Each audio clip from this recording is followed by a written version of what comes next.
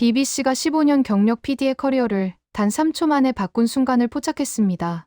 맨체스터 평범한 공원, 일상 다큐멘터리를 촬영하던 카메라 앞에서 믿을 수 없는 일이 벌어졌습니다. 곳에 소피아를 향해 돌진하던 거대한 핏불. 그리고 모두가 비명을 지르는 그 순간, 누구도 예상하지 못한 작은 하얀 그림자가 움직였습니다. 평범한 개라고 무시당했던 한국의 진돗개 다리.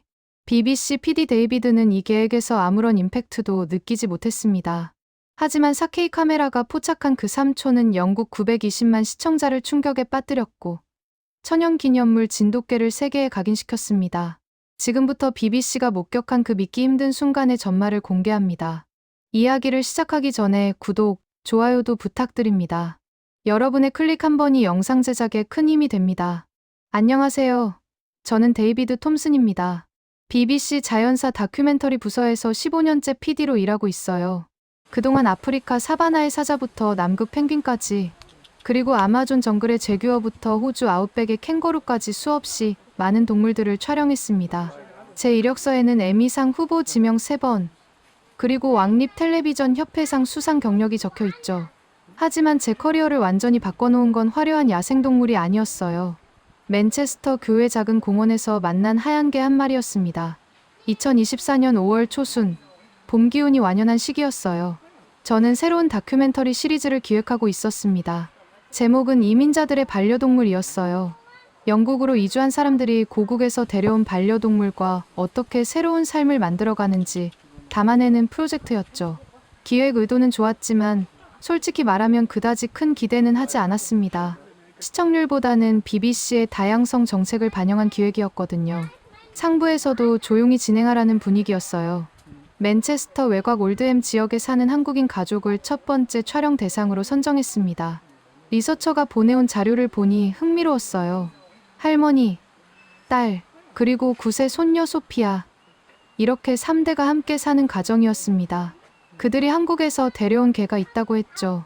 진돗개라는 견종이라고 했어요. 저는 구글에서 진돗개를 검색해봤습니다. 여우를 닮은 하얀 개의 이미지가 나왔죠. 첫인상은 평범했어요. 처음 그 집을 방문했을 때 오후 2시쯤이었습니다. 빅토리아 시대 건축 양식의 2층 주택이었어요. 작은 앞마당에는 장미꽃이 피어 있었고 문 앞에는 한국식 신발장이 놓여 있었습니다. 초인종을 누르자 안에서 발소리가 들렸어요. 문을 연 건 민지 씨였습니다. 30대 후반으로 보이는 한국 여성이었죠. 그녀 뒤로 하얀 개가 조용히 나타났습니다. 저는 조금 실망했어요.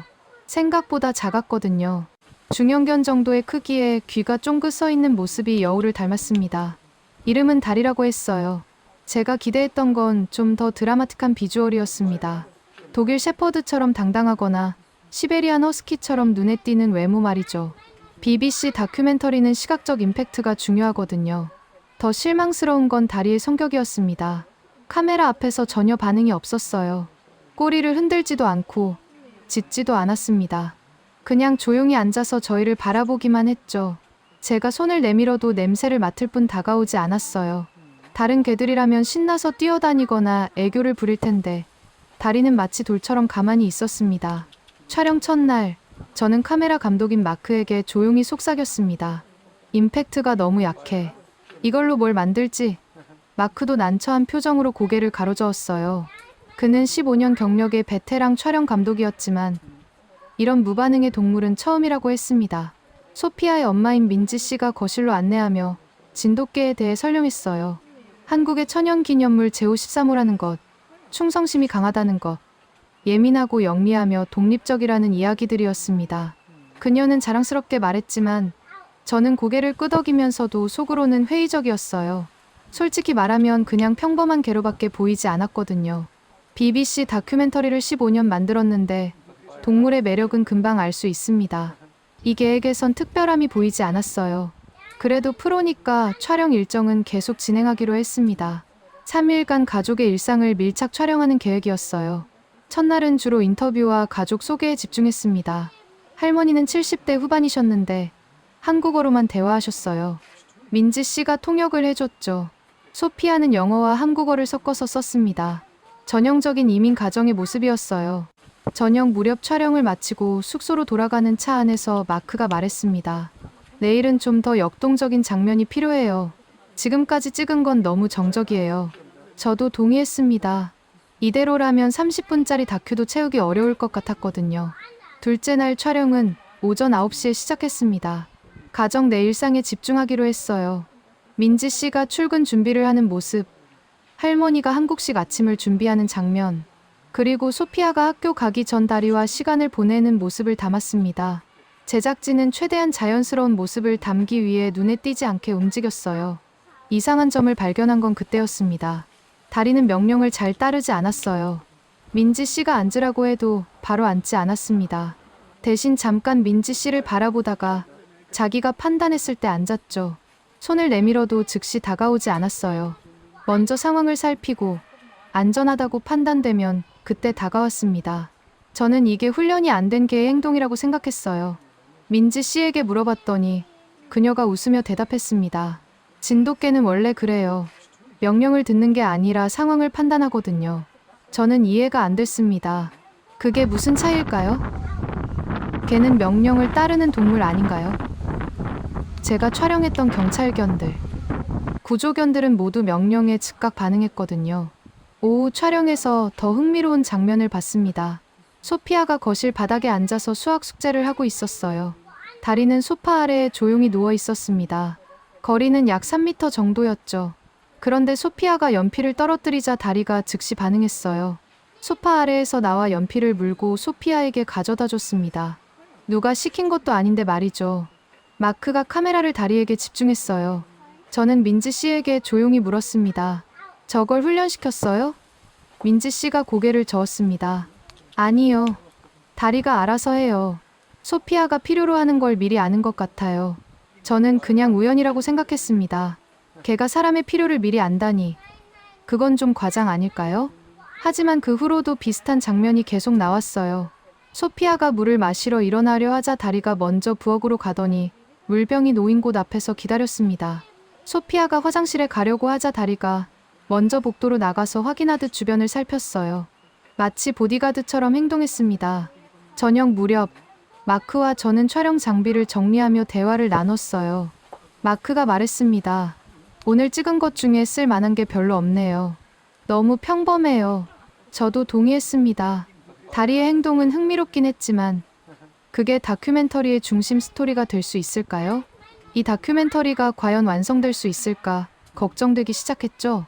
민지 씨가 저녁을 대접하겠다고 했어요. 한국 음식이었습니다. 김치찌개와 밥, 그리고 여러 반찬들이 나왔죠. 식사하며 민지 씨의 이야기를 더 들었어요. 그녀는 10년 전 영국으로 이주했고 5년 전 이혼했다고 했습니다. 홀로 소피아를 키우면서 할머니를 모시고 살고 있었죠.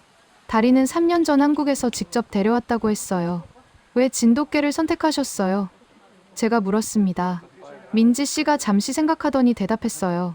소피아가 혼자 있는 시간이 많아요. 제가 간호사라 야간 근무가 많거든요.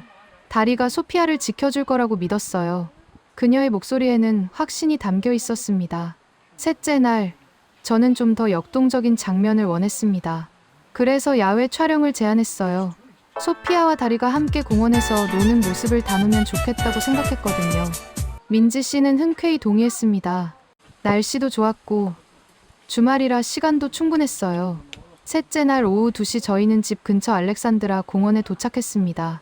맨체스터 교회의 전형적인 동네 공원이었어요. 넓은 잔디밭과 어린이 놀이터, 그리고 산책로가 있었습니다. 주말이라 가족 단위 방문객들이 많았죠. 조깅하는 사람들, 개를 산책시키는 사람들, 그리고 벤치에 앉아 책을 읽는 사람들이 보였어요. 5월의 햇살은 따뜻했고 하늘은 맑았습니다. 촬영하기에 완벽한 날씨였죠. 소피아는 분홍색 원피스를 입고 있었어요. 머리에는 하얀 리본을 달았습니다. 다리는 목줄 없이 소피아 옆을 따라다녔어요. 영국에서는 공원 내 일부 구역에서 목줄을 풀 수 있거든요. 다리는 소피아에게서 절대 3m 이상 떨어지지 않았습니다. 마치 보이지 않는 줄로 연결된 것처럼 일정한 거리를 유지했어요. 저는 촬영 계획을 세웠습니다. 카메라 2대를 준비했어요. 하나는 삼각대에 고정해서 전체 장면을 담고 다른 하나는 제가 직접 들고 클로즈업을 찍기로 했죠. 마크가 고정 카메라를 설치하는 동안 저는 소피아와 간단한 대화를 나눴어요. 소피아, 오늘은 다리랑 재미있게 놀면 돼. 카메라는 신경 쓰지 마. 소피아가 밝게 웃으며 고개를 끄덕였습니다. 촬영이 시작됐어요. 소피아가 테니스 공을 던지자 다리가 달려가서 물어왔습니다. 평범한 장면이었죠. 하지만 저는 하품을 참았어요. 이건 어느 공원에서나 볼 수 있는 장면이었거든요. 좀 더 특별한 게 필요했습니다. 그때 공원 반대편에서 남자 한 명이 나타났어요. 30대 후반으로 보이는 백인 남성이었습니다. 낡은 가죽 재킷을 입고 있었고 걸음걸이가 불안정해 보였어요. 그리고 그의 양옆에는 덩치 큰 개 2마리가 있었죠. 핏불이었습니다. 근육질 몸에 넓은 턱, 그리고 강렬한 눈빛을 가진 개들이었어요. 목에는 굵은 금속 체인이 감겨 있었지만 입마개는 하지 않았습니다. 민지 씨가 제 옆으로 다가와 조용히 말했습니다. 저 사람 토니예요. 동네에서 말썽꾸러기로 유명해요. 개들도 제대로 관리 안 하고요. 주민들이 여러 번 신고했는데 경찰도 증거가 없다고 하더라고요. 그녀의 목소리에는 불안감이 묻어났습니다. 저는 오히려 흥미가 생겼어요. 이건 좋은 대비 장면이 될 수 있겠다고 생각했거든요. 조용한 진돗개와 공격적인 핏불의 대조 말이죠. 영국 사회에서 문제가 되는 위험견종 이슈도 자연스럽게 담을 수 있을 것 같았습니다. 저는 마크에게 작은 신호를 보냈어요. 그가 고개를 끄덕이며 카메라 앵글을 조정했습니다. 토니는 저희 쪽을 보더니 비웃는 표정을 지었어요. 그리고 핏불들의 체인을 느슨하게 잡고 천천히 걸어왔습니다. 핏불들이 으르렁거렸지만 토니는 전혀 신경 쓰지 않았어요. 오히려 그 소리를 즐기는 것처럼 보였습니다. 다리의 행동이 미묘하게 변했어요. 여전히 조용했지만 자세가 달라졌습니다. 소피아 앞으로 반걸음 나섰어요. 귀가 토니와 핏불들을 향해 있었고 몸에 긴장감이 돌았죠. 하지만 짖거나 으르렁거리지는 않았습니다. 그저 관찰하고 있었어요. 민지 씨가 긴장한 목소리로 말했습니다. 데이비드 씨, 우리 그만 들어갈까요? 저 개들 위험해요. 저는 고개를 저었어요. 괜찮아요. 우리가 먼저 피할 필요 없어요. 게다가 좋은 장면 나올 것 같은데요. 지금 생각하면 정말 무책임한 판단이었습니다. 토니가 점점 가까이 왔어요. 거리가 약 20m까지 좁혀졌습니다. 핏불들의 으르렁거림이 더 커졌고 체인이 팽팽하게 당겨졌어요. 다리는 여전히 움직이지 않았지만 제가 봐도 경계 상태인 게 분명했습니다. 바로 그때였습니다. 토니가 주머니에서 담배를 꺼내려다 핏불 한 마리의 체인을 놓쳤어요. 금속 체인이 땅에 떨어지는 소리가 공원에 울려 퍼졌습니다. 찰칵. 그리고 핏불이 자유로워졌습니다. 핏불이 풀려난 걸 깨달은 건 한 박자 늦었습니다. 그 개는 이미 달리기 시작했거든요. 목표는 명확했어요. 소피아였습니다. 왜 하필 소피아였는지는 알 수 없어요. 아마도 가장 작고 약해 보였기 때문일 겁니다. 핏불의 본능이 작동한 거죠. 저는 순간적으로 얼어붙었습니다. 15년간 수많은 위험한 상황을 촬영했어요. 사자가 영양을 사냥하는 장면, 상어가 물범을 공격하는 순간, 그리고 곰이 연어를 낚아채는 모습까지 봤습니다. 하지만 이번은 달랐어요. 야생동물이 아니라 사람이 키우는 개가 아이를 향해 달려오고 있었거든요. 그것도 제 눈앞에서, 제가 촬영을 제안한 공원에서 말이죠. 민지 씨가 날카롭게 비명을 질렀습니다. 소피아! 그 목소리에는 공포가 가득했어요. 소피아는 놀라서 뒤로 물러서다가 그만 넘어지고 말았습니다. 분홍색 원피스가 잔디에 펼쳐졌어요. 테니스공이 손에서 떨어져 대굴대굴 굴러갔습니다. 핏불과 소피아 사이의 거리는 불과 15m였어요. 제 머릿속이 복잡해졌습니다. 카메라를 내려놓고 뛰어들어야 하나? 아니면 큰 소리를 질러서 핏불의 주의를 돌려야 하나? 주변 사람들을 불러야 하나? 하지만 몸이 제대로 움직이지 않았어요. 겨우 2초 정도의 시간이었지만 영원처럼 느껴졌습니다. 슬로우 모션 같았어요. 그때 제 시야 오른쪽에서 하얀 무언가가 번개처럼 스쳐 지나갔습니다. 달이었습니다. 그 조용하고 평범해 보이던 개가 폭발적으로 움직였어요. 소리도 내지 않고 짖지도 않고 경고도 없이 그냥 정확하게 핏불과 소피아 사이로 뛰어들었습니다. 제 카메라는 본능적으로 그 장면을 따라갔어요. PD로서의 본능이 몸을 지배한 거죠. 나중에 생각하니 정말 이상한 반응이었어요. 위험한 상황인데 카메라부터 돌렸다니요. 핏불은 다리를 보고 잠깐 멈칫했습니다. 크기를 비교하면 핏불이 훨씬 컸어요. 핏불의 체중은 약 30kg, 다리는 약 15kg 정도였을 겁니다. 근육질 몸에 강력한 턱을 가진 핏불과 비교하면 다리는 왜소해 보였습니다. 하지만 다리의 자세에는 주저함이 전혀 없었어요. 내 다리를 벌리고 중심을 낮춘 자세는 마치 훈련받은 전사 같았습니다. 핏불이 으르렁거리며 다리에게 돌진했습니다. 제 손에 든 카메라가 미세하게 떨렸지만 녹화 버튼은 계속 눌러져 있었어요. 제 심장은 미친 듯이 뛰고 있었지만 손은 안정적으로 카메라를 잡고 있었습니다. 마크의 고정 카메라도 여전히 돌아가고 있었어요. 두 대의 카메라가 서로 다른 각도에서 이 역사적인 순간을 담고 있었던 겁니다. 다리는 정면으로 맞서지 않았어요. 핏불이 달려오는 순간 다리는 재빠르게 왼쪽으로 피했습니다. 그리고 즉시 방향을 바꿔 핏불의 측면으로 이동했어요. 핏불이 다시 방향을 틀자 다리는 또 피했습니다. 마치 정교한 춤을 추는 것 같았어요. 흥미로운 건 다리의 움직임 방향이었습니다. 다리는 계속 소피아와 핏불 사이를 유지하고 있었어요. 핏불이 소피아 쪽으로 가려고 할 때마다 다리가 그 경로를 차단했습니다. 동시에 다리는 핏불을 공원의 특정 방향으로 유도하고 있었어요. 벤치가 있는 쪽으로 말이죠. 소피아는 여전히 땅에 주저앉아 있었습니다. 두 손으로 얼굴을 가리고 울고 있었지만 움직이지 않았어요. 아마도 무서워서 얼어붙은 것 같았습니다. 민지 씨는 소피아에게 달려가려 했지만 제가 그녀의 팔을 잡았어요. 지금 개입하면 상황이 더 복잡해질 수 있었거든요. 핏불이 점점 더 공격적으로 변했습니다. 처음에 주저함은 사라지고 이제는 완전히 공격 모드로 전환된 것 같았어요. 이빨을 드러내고 사납게 짖기 시작했습니다. 침이 튀었고 눈은 충혈되어 있었어요. 반면 다리는 여전히 한마디 소리도 내지 않았습니다. 그저 움직임으로만 대응하고 있었죠. 이 대조적인 모습이 카메라에 모두 담기고 있었어요. 제 카메라는 4K 60로 모든 걸 기록하고 있었습니다. 초당 60프레임이라는 건 나중에 슬로우 모션으로 돌렸을 때 모든 디테일을 볼 수 있다는 의미예요. 저는 그 순간 이 영상이 특별할 거라는 걸 직감적으로 알았습니다. 나중에 확인했지만 이 장면이 바로 역사가 되는 순간이었어요. 다리가 핏불을 공원 벤치 쪽으로 계속 유도했습니다. 이건 명백히 의도적인 움직임이었어요. 마치 체스를 두듯이 상대의 움직임을 예측하고 자신의 위치를 조정하고 있었습니다. 핏불은 다리를 쫓느라 정신이 없었고 주변 지형을 전혀 신경 쓰지 않았어요. 핏불이 마침내 벤치 근처까지 왔습니다. 그리고 다리에게 전력으로 돌진했어요. 이번엔 속도가 훨씬 빨랐습니다. 하지만 다리는 마지막 순간까지 침착했어요. 핏불이 거의 닿을 듯한 거리까지 왔을 때 다리가 순간적으로 옆으로 몸을 틀었습니다.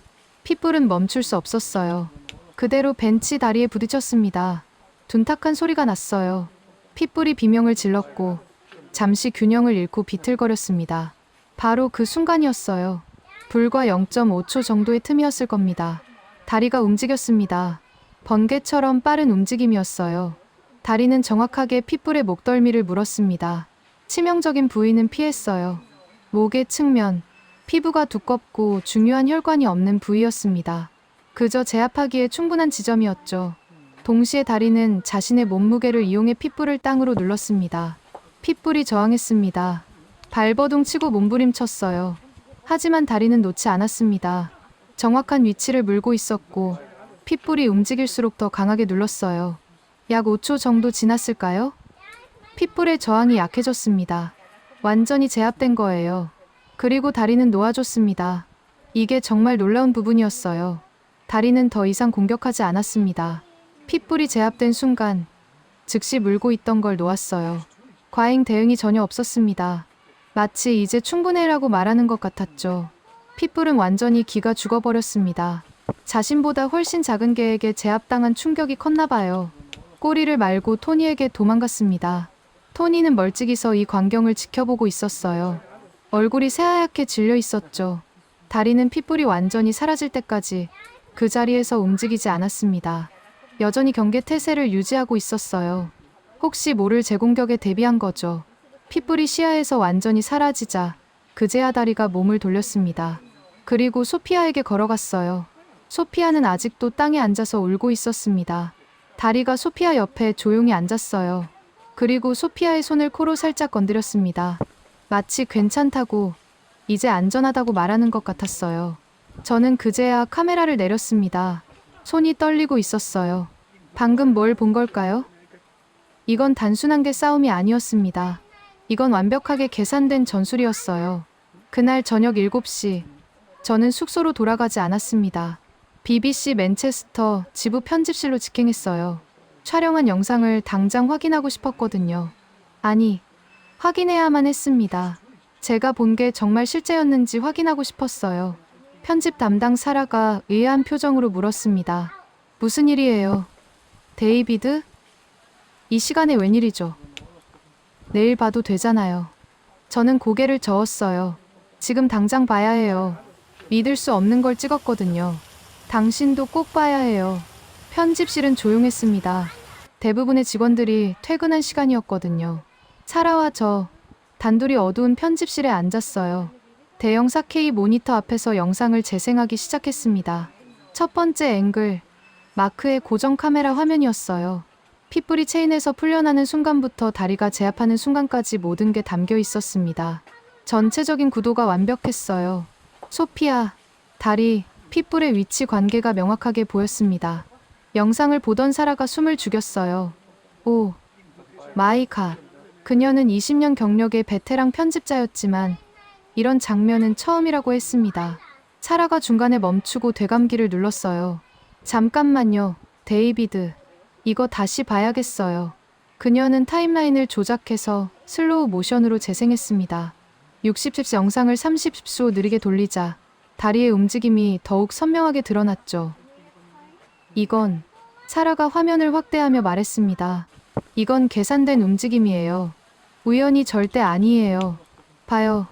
여기서 다리가 핏불을 벤치 쪽으로 유도하잖아요. 의도적으로 장애물 쪽으로 몰고 있어요. 저도 화면을 자세히 들여다봤어요. 사라 말이 맞았습니다. 다리는 단 한 번도 무작위로 움직이지 않았어요. 모든 동작에 목적이 있었습니다. 피할 때도, 방향을 바꿀 때도, 거리를 조절할 때도 모두 계산되어 있었어요. 그리고 여기 봐요. 사라가 또 다른 장면을 가리켰습니다. 핏불이 벤치에 부딪히고 균형을 잃는 순간, 정확히 0.5초 후에 다리가 반응해요. 이건 반사신경이 아니에요. 이 순간을 기다리고 있었던 거예요. 두 번째 앵글, 제 핸드헬드 카메라 영상을 확인했습니다. 이건 다리의 표정을 더 가까이서 담고 있었어요. 놀라운 발견을 했습니다. 다리의 눈빛이 계속 소피아를 확인하고 있었던 거예요. 핏불과 싸우면서도 시선의 절반은 소피아에게 향해 있었습니다. 사라가 화면을 프레임 단위로 분석하기 시작했어요. 이게는 두 가지를 동시에 하고 있어요. 데이비드, 핏불을 상대하면서도 소피아의 안전을 계속 확인하고 있어요. 이건 본능적인 반응이 아니에요. 이건 의식적인 판단이에요. 고도의 인지 능력이 필요한 행동입니다. 저는 등골이 오싹해지는 걸 느꼈습니다. 지난 이틀간 제가 평범하다고 무시했던 그 개가 사실은 제가 상상할 수 없는 수준의 지능을 가지고 있었던 거예요. 그리고 저는 그걸 알아보지 못했습니다. 타임코드를 정밀하게 확인했습니다. 핏불이 풀려난 시점부터 다리가 제압을 완료한 시점까지 정확히 2.8초였어요. 3초도 안 되는 시간에 다리는 위협을 평가하고 전략을 세우고 실행했으며 과잉 대응 없이 상황을 종료했습니다. 이건 훈련받은 경찰견이나 군견의 수준이었어요. 데이비드, 사라가 진지한 표정으로 저를 바라봤습니다. 이거 상부에 보고해야 해요. 지금 당장요. 이건 그냥 동물 다큐가 아니에요. 이건 특별한 거예요. 저는 고개를 끄덕였습니다. 그리고 그날 밤 늦게까지 편집실에 남아서 2분 30초짜리 하이라이트 영상을 만들었어요. 다음 날 아침 런던 본사에 보낼 자료였습니다. 다음 날 오전 10시, 저는 런던 BBC 본사와 화상회의를 했습니다. 자연사 다큐멘터리 부서장 제임스와 편성 책임자 캐서린이 참여했어요. 두 사람 모두 BBC에서 20년 이상 근무한 베테랑들이었습니다. 제가 영상을 보여주자 화면 너머 회의실이 조용해졌습니다. 2분 30초짜리 편집본이었어요. 핵심 장면만 담았고 슬로우 모션과 다양한 앵글을 조합했습니다. 영상이 끝나고 약 10초간 침묵이 흘렀어요. 제임스가 먼저 입을 열었습니다. 이게 정말 실시간 촬영이 맞나요? 연출이나 편집 없이. 저는 고개를 끄덕였어요. 네, 부서장님. 2대의 카메라로 동시에 촬영했고 아무런 각색도 하지 않았습니다. 오직 슬로우 모션만 추가했어요. 캐서린이 몸을 앞으로 숙이며 말했습니다. 데이비드, 원래 기획했던 다큐는 잊으세요. 이걸로 완전히 새로운 다큐를 만듭시다. 제목은 The Guardian Dog 3 Seconds That Changed Everything. 어때요? 저는 예상하지 못한 제안에 놀랐어요. 하지만 이건 한 가족의 이야기일 뿐이에요. 게다가 아직 촬영한 게 이틀 분량밖에 없고요. 제임스가 고개를 저었습니다. 아니에요, 데이비드. 이건 한국 천연기념물에 대한 이야기예요. 진돗개라는 견종에 대한 이야기죠. 우리는 이걸 제대로 파헤쳐야 해요. 왜 이 개가 이런 행동을 할 수 있었는지, 진돗개의 역사는 무엇인지, 한국에서는 어떻게 보호하고 있는지 모든 걸 담아야 합니다. 그렇게 프로젝트가 근본적으로 바뀌었습니다. 저는 추가 취재팀을 구성했어요. 카메라 감독 1명, 음향 감독 1명, 그리고 리서처 2명을 더 섭외했습니다. 예산도 대폭 증액됐어요. 원래 1만 파운드였던 제작비가 5만 파운드로 늘어났습니다. 한국 대사관에 공식적으로 연락했어요. 진돗개 전문가 섭외를 요청했고 그들은 적극적으로 협조해줬습니다. 며칠 후 경주대학교 진돗개연구소 김민수 교수님이 영국으로 오셨어요. 60대 초반의 학자였는데 40년간 진돗개를 연구하신 분이었습니다. 김 교수님이 다리를 처음 보셨을 때 표정이 밝아졌어요. 아, 이 아이는 정말 전형적인 진돗개네요. 체형, 털 색깔, 그리고 무엇보다 눈빛이 그래요. 교수님은 다리를 자세히 관찰하셨습니다. 다리는 여전히 조용했지만 교수님을 경계하지 않았어요. 인터뷰를 진행했습니다. 교수님이 설명하셨어요. 진돗개는 한국에서 수백 년간 천연기념물로 보호받아왔습니다. 그 이유는 단순히 희귀해서가 아니에요. 이 개들은 독특한 특성을 가지고 있거든요. 첫째, 강한 충성심. 둘째, 뛰어난 판단력. 셋째, 과잉 대응하지 않는 절제력입니다. 옥스퍼드 대학교 동물행동학과 엘레나 파커 교수도 섭외했어요. 그녀는 개과 동물의 인지능력 전문가였습니다. 파커 교수는 CCTV 영상을 분석한 후 놀라워했어요. 다리의 행동은 단순한 보호 본능을 넘어섭니다. 파커 교수가 설명했습니다. 위협을 평가하고, 전략을 수립하고, 실행하고, 그리고 최소한의 폭력으로 상황을 종료했어요. 이는 매우 높은 수준의 인지 능력을 보여줍니다. 일반적인 개들은 위협을 느끼면 본능적으로 반응해요. 도망가거나 공격하거나 둘 중 하나죠. 하지만 다리는 제3의 선택을 했어요. 계산된 제압이었습니다. 촬영은 총 2주 동안 진행됐어요. 소피아 가족의 일상, 다리의 행동 관찰, 전문가 인터뷰, 그리고 한국 대사관 방문까지 다양한 장면을 담았습니다. 편집에는 3주가 걸렸어요. 다큐멘터리는 최종적으로 50분 분량으로 완성됐습니다. 제목은 The Guardian Dog 3 Seconds That Changed Everything이었고 부제는 The Story of Korean Jindo였어요. 방영일은 2024년 7월 15일 월요일 오후 9시 BBC 1 프라임타임으로 확정됐습니다. 이 시간대는 BBC에서 가장 중요한 슬롯이에요. 평균 시청자가 800만 명 이상인 시간대였죠. 방영 당일 밤 저는 맨체스터 숙소에서 혼자 TV를 켰습니다. 긴장됐어요. 15년간 수많은 다큐멘터리를 만들었지만 이번만큼 떨린 적은 없었거든요. 이 다큐멘터리가 시청자들에게 어떻게 받아들여질지 전혀 예측할 수 없었습니다. 오프닝 장면은 그 3초였습니다. 슬로우 모션으로 재생되는 다리의 움직임이 화면을 가득 채웠어요. 배경음악은 긴장감 있는 현악기 선율이었고 제 내레이션이 깔렸습니다. 이 3초가 한 아이의 생명을 구했고 한 견종을 세계에 알렸으며 그리고 한 PD의 인생을 바꿨습니다. 다큐멘터리는 시간 순서대로 진행됐어요. 제가 이 프로젝트를 시작하게 된 배경, 다리와의 첫 만남, 그리고 공원에서의 사건, 전문가 분석, 그리고 진돗개의 역사까지 모든 걸 담았습니다. 50분이 순식간에 지나갔어요. 엔딩 크레딧이 올라가고 저는 한숨을 내쉬었습니다. 이제 시청자 반응을 기다리는 일만 남았죠. 휴대폰을 확인하니 이미 문자 메시지가 수십 개 와 있었어요. 제작진, 가족, 친구들로부터였습니다. 모두 엄청났다는 반응이었어요. 다음 날 아침 7시 제임스 부서장에게서 전화가 왔습니다.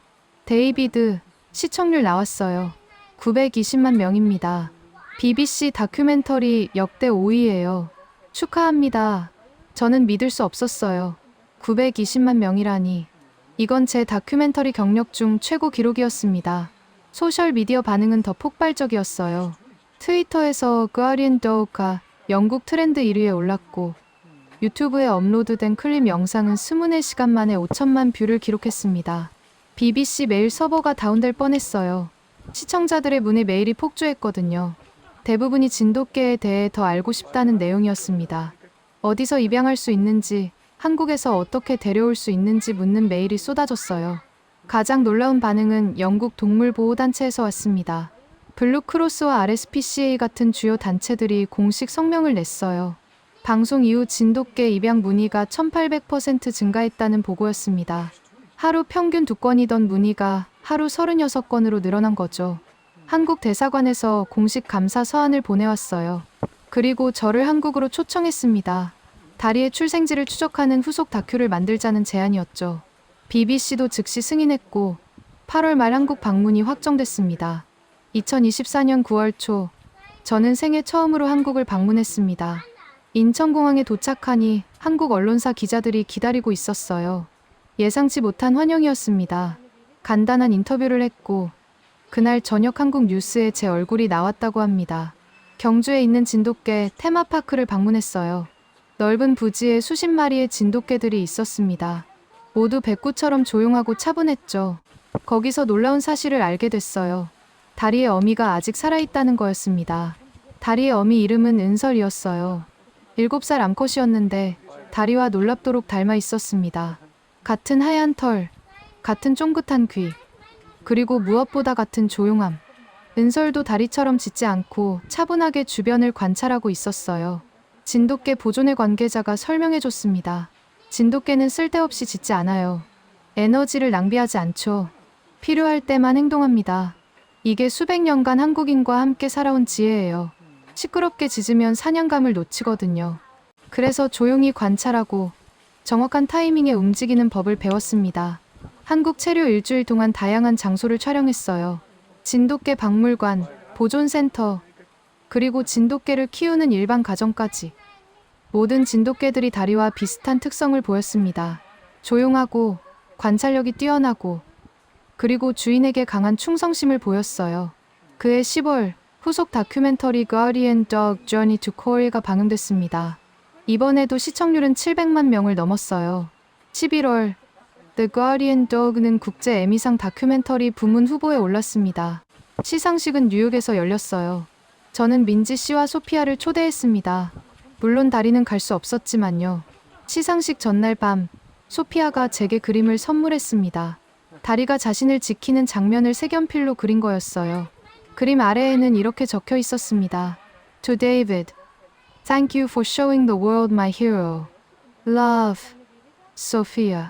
시상식 당일 아쉽게도 수상은 하지 못했어요. 하지만 전혀 실망스럽지 않았습니다. 이미 충분히 많은 걸 얻었거든요. 상보다 중요한 게 있었어요. 진실을 세상에 알린 것. 그게 가장 큰 보상.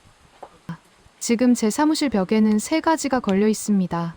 첫째, 그날 공원에서 찍은 다리와 소피아의 사진.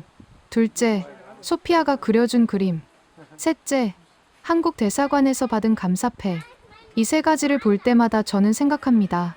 제가 15년간 세계 곳곳을 다니며 찾던 이야기가 사실은 맨체스터 작은 공원에 있었다는 것을요. 가장 위대한 이야기는 때로 가장 조용한 곳에 숨어 있습니다. 다리처럼 말이죠.